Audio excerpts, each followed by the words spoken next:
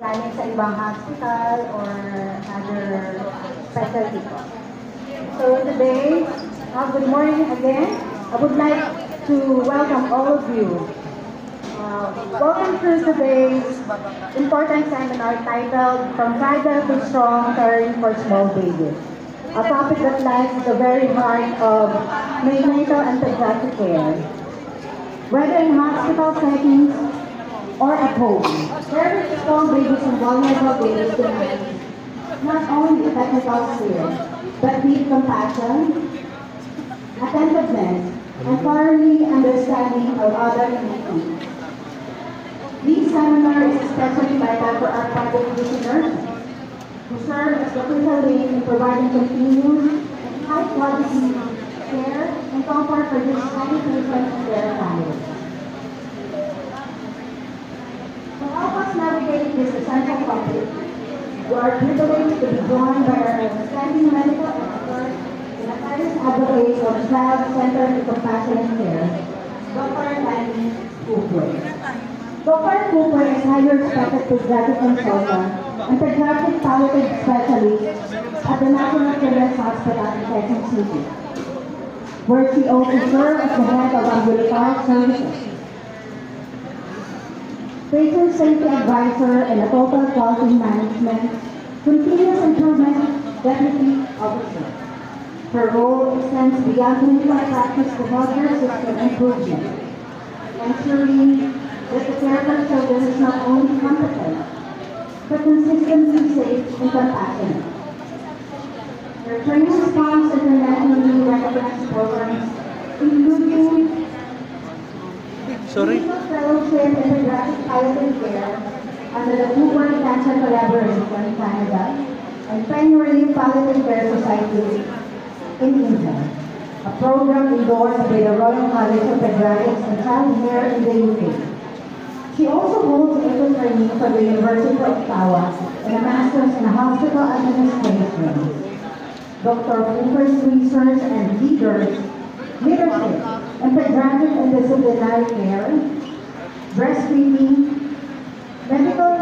medication safety, and quality improvement have been presented both locally and internationally, including at the ISQA International Conference in Seoul, Korea. She also leads various education efforts, training healthcare providers and nurses in maternal and newborn care, breastfeeding, and end-of-life support. As a mentor, speaker, and practitioner, Dr. Cooper brings a deeply holistic perspective, care for not just for medical conditions of children, but for their dignity, comfort, and emotional well-being. Her experience is especially relevant to private working persons, whose role in the day-to-day care for small babies is vital for early recovery, developmental support, and family guidance. It is truly a privilege to learn from someone whose work touches the lives of so many children and families with gentleness, skills, and unwavering dedication. This respected lovely lady from the heart of Kalinga Ayan, a dedicated and committed pediatrician who serves Filipino children. Please join me in warmly welcoming our distinguished speaker, Dr. Lanny Cooper.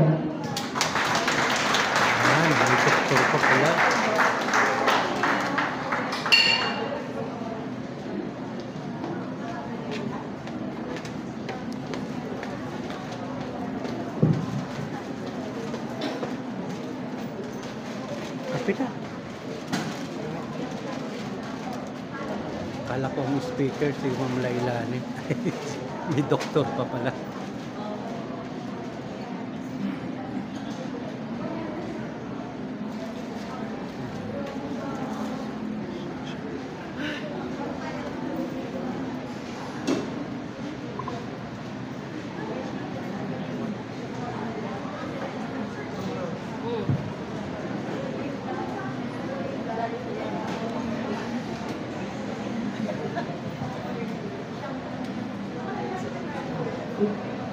Good morning, everyone. Good morning, Thank you for inviting me here and thank you for being here today. It is a privilege to speak with you about a topic that lies at the very heart of neonatal and pediatric care, caring for small babies. These vulnerable newborns, often premature or born with low birth weight, require not only specialized medical attention, but also a compassionate and coordinated approach to ensure they survive and thrive. I'd like to invite you to close your eyes for a moment.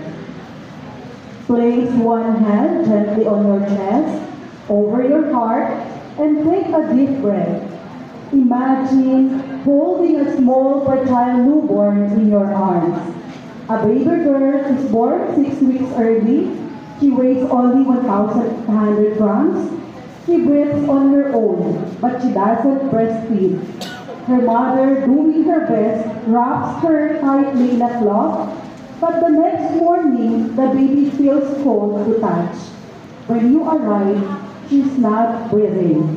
She has died. Now imagine a different scene. Another baby is born 6 weeks early, the same weight, 1,800 grams. She also breathes well, but you gently guide the mother to hold her baby skin to skin. You teach her how to express her milk and feed her baby with a cup. And days pass, the baby grows stronger. She begins to breastfeed. Her mother smiles, confident now, ready to bring her baby home, continuing skin-to-skin care with love and hope.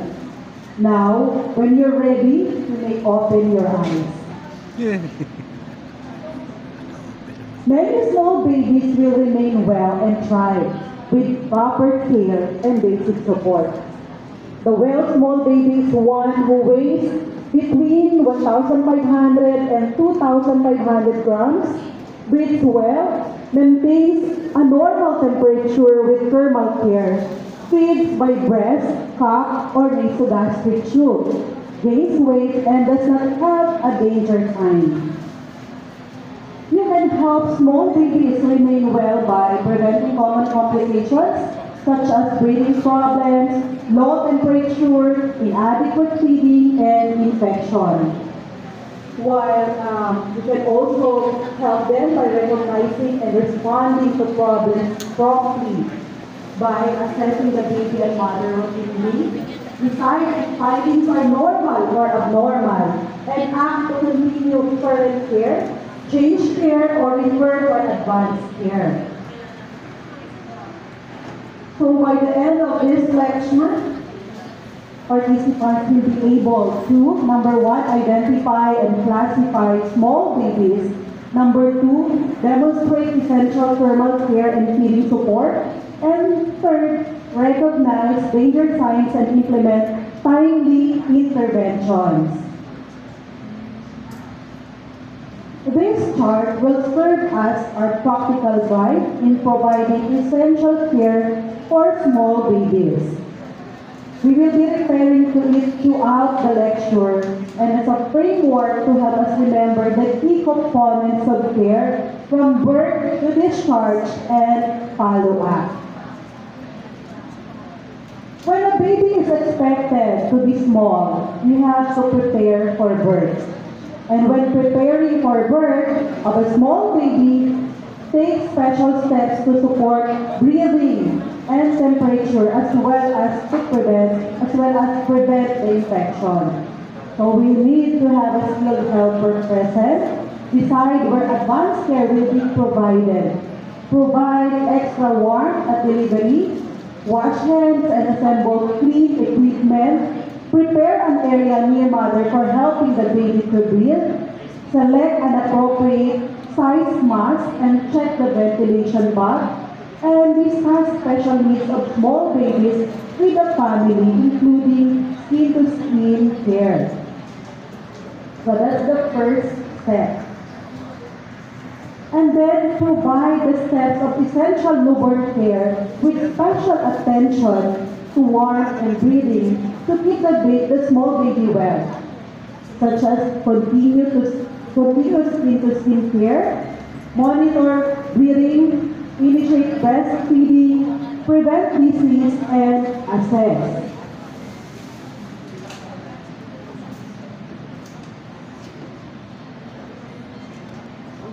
Preventive care for newborns include eye care to prevent infections, cord care to reduce the risk of sepsis, vitamin K to prevent bleeding disorders, a full newborn examination, temperature monitoring to detect hypothermia and hyperthermia, weight monitoring to assess growth and feeding success. Now let's take this next step together, learning how to classify newborn's condition. The well-small baby weighs again between 1,500 and 2,500 grams, maintains a normal temperature, with thermal care, and breathes well. While the unwell small baby, they weigh less than 1,500 grams, develop a problem or has a danger sign, such as fast breathing or severe chest ingrowing, hypothermia or hyperthermia, no movement, and the presence of convulsions. By 90 minutes, classify a small baby to determine further care. And classification is based on the weight, temperature, and the examination. It may be delayed up to 4 hours if a small baby has the danger signs such as fast breathing or chest ingrowing, temperature less than 36.5, poor feeding, and this baby requires careful assessment for other signs of illness. All small babies require ongoing routine assessment as they are at risk of developing problems. If well, so the next step is to maintain thermal care and support breastfeeding. All small babies need attention to basic thermal care to prevent them from becoming cold. We have to assist mothers to provide skin-to-skin care for small babies in the first 24 hours after birth. Check temperature and wrap the baby and follow routines to prevent heat loss when no longer using skin-to-skin care. We will go through each of these one by one. So to provide skin-to-skin care for small babies in the first 24 hours or after birth, these are the recommendations that we have to provide. Dry the baby thoroughly at birth, cover the head, and place the baby skin to skin. Keep mother and baby together for care and examination. Put on a diaper and dry head covering. Place the baby upright on the chest between the breasts. Position the baby with arms and legs flexed and head turned.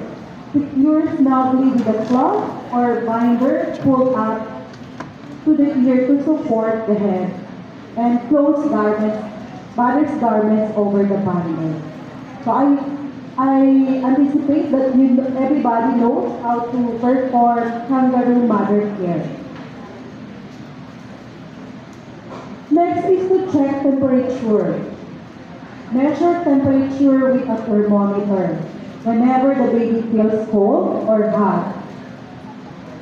At least twice in the first 24 hours, within 90 minutes after birth, when in a stable thermal environment, and once a day while in the facility.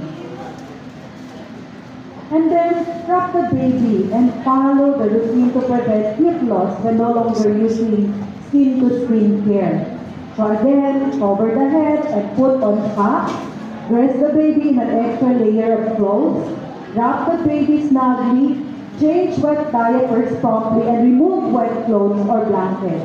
Do not bathe a small baby. Remember, clean by wiping with a wet cloth as needed after 24 Do hours. not bat a small baby. What should you do? What should you do if, despite providing skin-to-skin care, the baby remains cold? Then we have to provide continuous skin-to-skin care. This is the preferred method to maintain normal temperature of babies less than 2,000 grams, and any baby who is cold despite wrapping. Continuous meaning more than 20 hours per day. Skin-to-skin care can be provided. So to 12 small babies, including those fed by cup or nasogastric tube. So, hindi exempted kahit naka-NGT. We can still do continuous KNC. By the mother or a family member during most activities including sleep. And when mother must temporarily interrupt skin-to-skin care, encourage a family member. So, pwedeng kangaroo father care or any caregiver to place the baby skin-to-skin or maintain the continuous skin-to-skin care or KNC or KFC. Wrap the baby snugly. So we have to support and counsel the mother to develop confidence in positioning and caring for her baby's skin-to-skin. Assess her baby, engage in self-care, and receive help from family members. And also, of course, we have to assess a baby during continuous skin-to-skin care and teach the mother to observe and report concerns about the activity, the breathing, color, and temperature. So kapag nasa loob na siya, hindi natin naman pababayaan na okay lang yan at KMC naman kay mami. We have to assess the baby. If a baby's temperature is low with skin-to-skin contact, na continuous skin-to-skin care na tayo, nilalamig pa din. So we have to improve thermal care. So improve continuous skin-to-skin care by removing wet clothes. So paulit-ulit no, yung recommendation. And changing diaper, adding hats, socks, and mittens for the baby, covering mother and baby with extra blankets, minimizing interruptions in skin-to-skin contact, and of course, improve the thermal environment of the room. Baka naman naka-aircon. So we have to raise the temperature, reducing movement of air, kung gumagamit tayo ng electric fan, removing or covering cold surfaces. And then we check temperature in 1 hour. If skin-to-skin care is not possible, or the baby cannot maintain normal temperature, consider an alternative method of warming. Use radiant warmers, incubators, heated cots, or heat-producing rocks, and it should be used only if skin-to-skin care is ineffective or not possible. Na-maximize na natin yung skin-to-skin care, nag-continuous skin-to-skin care na tayo, wala pa din. Nag-wrap na rin, wala pa rin. So consider alternative method of warming. Hindi ito ang primary. Ito na yung last resort natin. After preparing for birth, providing essential newborn care, classifying the baby's condition, and ensuring thermal protection, we now move to the next crucial step to support breastfeeding. Again, we all know that breast milk is the best and most complete source of nutrition for small babies. Are we all advocates here of breastfeeding? Very good. However, these babies, especially those born preterm or with low birth weight, may lack the strength or coordination to feed effectively at the breast in the beginning. Mothers of small babies often need extra support, guidance, and encouragement as they begin this journey of breastfeeding. To support the special needs of a small baby attempting to breastfeed, we can assist the mothers with proper positioning and attachment. If direct breastfeeding is not yet possible, we explore alternative feeding methods such as express breast milk, cup feeding, or nasogastric feeding depending on the baby's condition. Support the special needs of a small baby who is attempting breastfeeding with nipple stimulation prior to feeding, added attention to positioning and supporting head, early licking and practice at breast, manual expression of breast milk onto the nipple, and awakening baby when changing to opposite breast. So these are the signs. A baby who is adequately fed, if the baby breastfeeds for at least 10 minutes per child, sleeps comfortably between feedings every 2 to 3 hours, and has 6 to 8 wet diapers a day, losses no more than 10% out of birth weight. So ito yung tatandaan natin, na enough ang makukuha ni baby na breast milk. Kapag meron yan, confident tayo continue ang breastfeeding. A mother should express breast milk for a baby who cannot feed directly from the breast. Teach a mother to express breast milk. Express milk at the time when the baby would normally feed at least 8 times during a 24-hour period. Express milk should be stored in a clean, covered container, kept in the coolest place possible for up to 6 hours, discarded after 6 hours unless refrigerated. Closely assess the volume of expressed milk as it may be enough or adequate for a small baby in the first few days.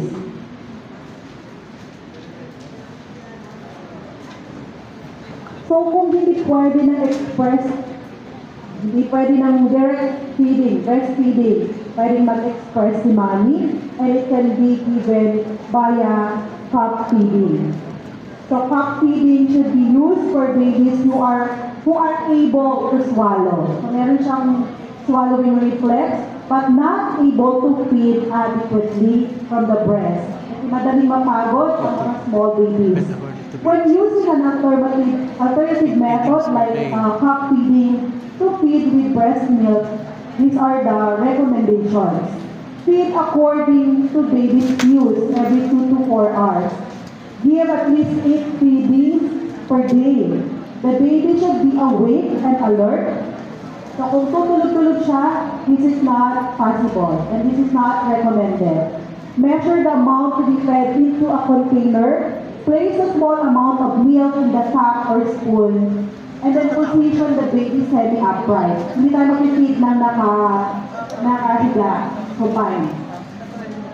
Rest the cup lightly on the baby's lower lip, touching the outer upper lip. And then feed the cups of milk reaches the baby's lips. Allow the baby to lick the milk. To avoid choking, do not pour milk into the mouth. Allow the baby to take small amounts frequently. Continue feeding for up to 30 minutes. And the baby is finished when the mouth closes. The baby no longer appears interested. And then we have to birth the baby after feeding. A baby who is able to cup feed will take the full desired amount, mauubos na yun, not cup, choke, or turn blue with feeding, and be awake and able to feed every 2 to 4 hours. Remember, cup feedings may be combined with breastfeeding or nasogastric tube feeding. Okay, kaya di ba nag-supplemental tayo? So aside from direct feeding, express, cup feeding, we have also NG feeding. Nasogastric tube feeding should be used for a baby who cannot feed well by mouth and is unable to swallow without choking or has early inadequate intake by breast or cup with low urine output or cannot take enough breast milk by breast or cup to grow properly. So, hindi naman natin hahayaan ang mga small babies na hindi sila nag-feed. Kung hindi possible ang direct breastfeeding, express breast milk, hindi rin possible mag-cup feeding, we have to explore NGP feeding. So, here is the feeding volume determined by the age and weight of a baby. Begin nasogastric feedings at low volumes, increase gradually and adjust volumes for amounts taken by mouth. Evaluate tolerance with every feeding to identify problems promptly. Determine the volume of a feeding. So for 2 to 2.5 kilograms, start 15 ml per feeding every 3 hours. Increase 5 ml per feeding daily to reach 40 ml and above. 1.75 to 2 kilograms at 10 ml per feeding every 3 hours. Increase by 5 ml per feeding to reach 35 ml. For 1.5 to 1.75, so start much lower at 8 ml per feeding every 3 hours. And then increase 4 ml per feeding daily to reach 32 ml and above. Once on the full volume feedings, we can add 2 ml per feeding for every 100 grams gained above birth weight. That's why we have to weigh the baby frequently. Small babies may require 160 to 180 ml per kilo daily to gain weight adequately. Small babies using alternative feeding methods should gradually transition to breastfeeding, direct breastfeeding. So we have to assess the signs of readiness for breastfeeding each day. So awakening or cheering before feeding, routine kung meron na hinahanap na niya yung nipple, opening mouth, licking at feeding time, crying or demanding at feeding time. So these are the signs of readiness for breastfeeding. Choking or blue color with breastfeeding suggests that the baby is not yet ready. So kung meron choking, hinay-hinay lang. Huwag muna mag-direct breastfeeding. While transitioning to breastfeeding, we have to limit time at breast with the baby child. Provide supplemental feeding by MGT based on estimated intake at breast. Withhold supplement if the baby sucks actively during a breastfeeding of adequate duration. Gradually increase breastfeeding without supplementation. Remove nasogastric tube when taking the majority of feedings by mouth. Confirm that weight gain continues with breastfeeding alone.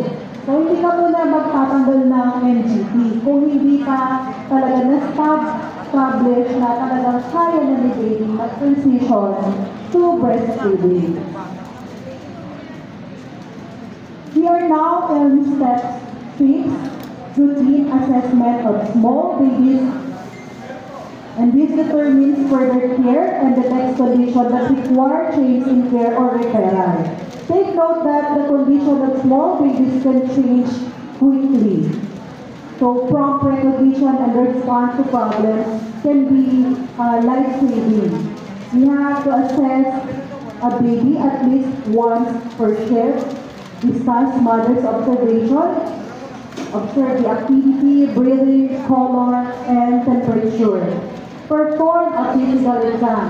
Review the temperature, the weight, the intake, output,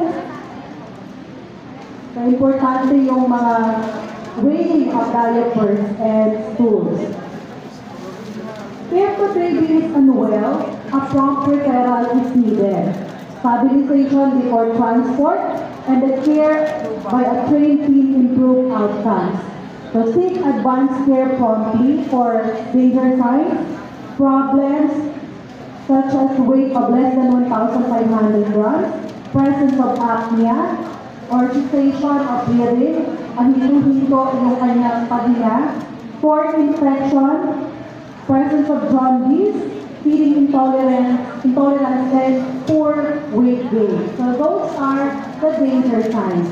And then stabilize by supporting breathing, continuing skin-to-skin care, providing fluids and nutrition, and administration of antibiotics. We also have to communicate with the family, explain the baby's condition, encourage parents to see and touch the baby. And of course, communicate with the receiving facility prior to transport. Explain the baby's condition, discuss stabilization, agree on transport plan, discuss options for lodging or care for mother, and prepare for a referral note.